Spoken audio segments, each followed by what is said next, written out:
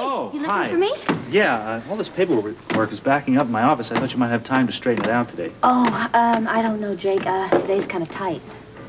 I'd do it myself, but I got an appointment later on this afternoon with a new client. Well, maybe I can this afternoon. It's just I'm real busy with Tiffany this morning. Tiffany? Yeah, I told her about Duke's offer, and she agreed to help. Maybe, well, the audition's this afternoon. Well, I don't suppose Tiffany can do much damage in one morning. Let me ask you, is it a mistake for me to ask her to help me? Oh, I don't think so. Oh, hi, Terri, darling. Are you ready now? You know, I have reserved the rest of my morning just for you. Well, I just appreciate it so much, Tiffany. I was just telling Jake that. Oh, it's my pleasure. Thank you very much. Yes. Well, good luck, ladies. I have to get back to work. No, wait a minute, counselor. I'm going to need an assistant. I don't think you can afford my rates, Tiffany. Your rates? Forget your rates, Jake. This is a labor of love. I mean, we're in the process of launching a major new talent. I'm not much of a talent scout. No, but you're a very virile and attractive man. That's exactly the audience that Terry's going to shoot for now at Duke's Club. Thank you, Tiffany. I love being reduced to a social stereotype.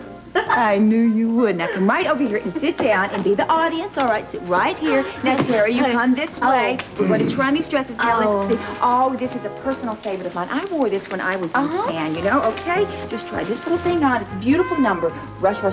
Remember? Bye.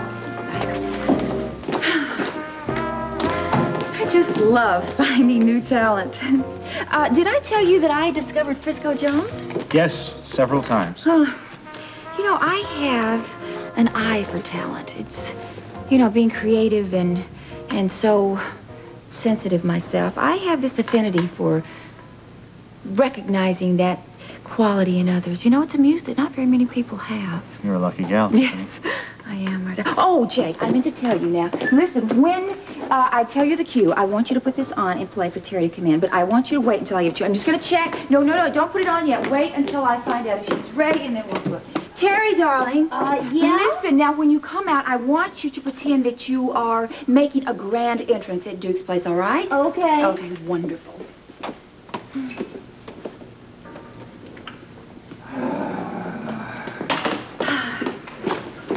Well, it won't be long. She's almost ready. Do you want this in now? No, not now, darling. Wait until I give you the cue. Now, it's a beautiful dresses that I have chosen for her. I mean, it was like wonderful things that I had when I was over in Europe. And I'm not going to come out, all right? Of course you would. Don't be silly. Come on. The entrance that I told you, enter. Come. Come on.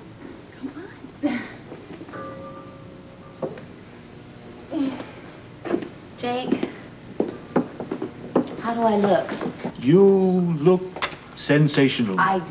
I don't like it. Terri, darling, listen to... No, Terri, you are letting these clothes wear you. I told you, you must wear the clothes. This isn't me, Tiffany. Oh, darling, that's where you're wrong. Now, listen, when we go on stage, we stop being ourselves, and we assume this identity that the audience has already perceived us to be. It's an illusion. Yeah, like a hat being pulled, like a rabbit being pulled from a hat. Well, this rabbit is not going to even be on stage in this. No, thank you. No, We can't. Saved by the bell. Hello. Yeah, well, something... Oh, hi, Monica. No, you didn't interrupt. I was just going through a little show business rehearsal here. Maybe if we just... Okay. Well, who would do that? All right. Maybe when it gets time. Who gave the police that tape? What?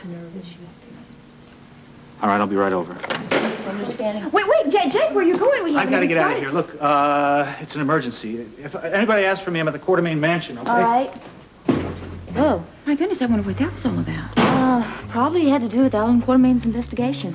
Oh, what more can happen to that family? You know, I feel so sorry for Monica. I had heard that she was having an affair with Sean Donnelly, but I simply cannot believe a word of it. Can you? Well, I don't know anything about that. I just know Monica wouldn't call if it wasn't an emergency. Oh, yeah. Tiffany. Oh, Sean, I want so much to believe it's all going to work out. We'll really be able to take that cruise. Believe it. Once we're rid of Alan, the world is ours. Turn it off. Just turn it Turn it off. That tape proves nothing, Captain. Absolutely. That is not admissible in a court of law, and you're playing it here today for my client is nothing but pure harassment. You've got to admit it's incriminating. What are you talking about? Look, Incriminating? I never said, neither one of us said anything about killing or murder. I know, not on the tape, but words like that have been used in front of other witnesses. I'll be in touch. In future, Please contact me if you have anything to say to these people. And please have Anna Devane call me. I'd like to talk to her about the department's new policy concerning harassment. It's okay. That tape means nothing, Monica. Oh, really? Oh, really, Jake? Well, it may mean nothing to you, but it seems the police are putting a lot of stock in it. Well, they're going to have to come up with a lot more evidence than that if they intend to put you and Sean behind bars.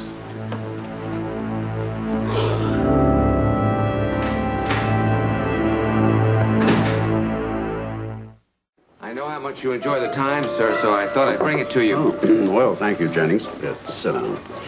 Tell me what happened. Captain Lewis showed up with the tape. Monica insisted on calling in her attorney. She was very upset by the recording. Yeah? Well, how did Donnelly react? Well, he was fine, until Mr. Meyer happened to mention being behind bars. Then the man broke out into a cold sweat. Finally, a chink in the armor, huh? That was Ginny Weber. Mike called and he's okay. Oh, that's wonderful news, Ruby. He was such a sweet little boy. I was praying nothing happened to him. What are you up to, Edward? I've seen that look before. Yeah? What look is that? The one that means you're going to cause trouble. Well, I don't know what you're talking about, Lila. I've just heard from Ruby that Mike Weber is all right. You know, it got me to thinking about our grandsons. Yeah? Well, what about them? They're scheduled to come home from camp soon, and I know that Monica is planning to tell them about their father. I won't have it, Edward. It's only temporary, darling. Think how happy they're going to be when their father returns from the dead. They'll just love him all the more. I will not have you using our grandchildren in this wicked plan. All right, Lila, what would you suggest that we do? Well, I'd like to send them to boarding school in Switzerland, for a term at least, or until you can get this mess cleared up. Well, I think it's a wonderful idea. We certainly can't pay for it unless Monica foots the bill.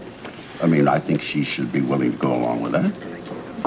I'm going to call her and tell her about the idea. Well, now, wait just a moment, Lila.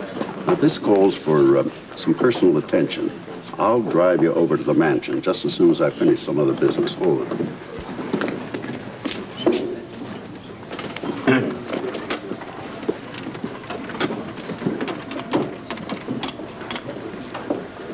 Down with your head up. Straight back. Head straight up, darling. And, you know, be prepared. Smile from side to side.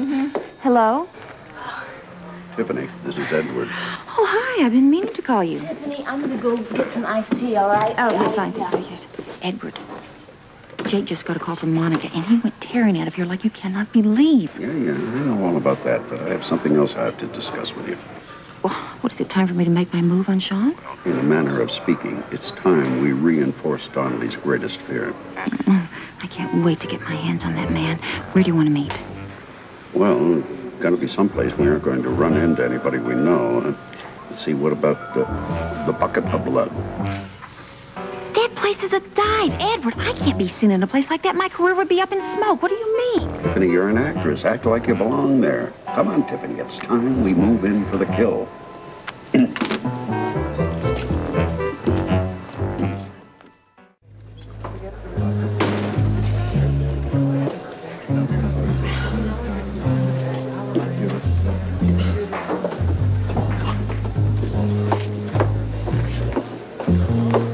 Edward, this had better be good. I feel like going out and having a tetanus shot. Tiffany, sit down. We have business to discuss. Can I get you something to drink? Oh, no, thank you. How about some food? Oh, you've got to be kidding, please. Yeah, it'd suit yourself. Edward, I realize that you're a little bit short of cash, but this place is absolutely repulsive. Now, what is this about? Tiffany, I want you to read this article. Well, it's a sad story. What about it? Well, coming across this article in the paper was a stroke of good luck, and I'm sure we can use it to our advantage. How is that possibly going to help us with Sean Donnelly? I want you to get this story on the 12 o'clock news, and I want you to write the copy with the most gruesome and graphic details you think you can get away with. I know this story is going to have an effect on Donnelly. What makes you so sure he's even going to be watching the 12 o'clock news? Look, you just get the story on the air. I'll make sure that Donnelly's watching. I know that he's going to have lunch with Monica over at the mansion, and Lila and I have to go over there and talk some other business with her. I'll make sure that the television is on before we leave. You're so devious. I don't know if I can even get it on the 12 o'clock news. Why don't I just put it on the 5 o'clock news? Absolutely not.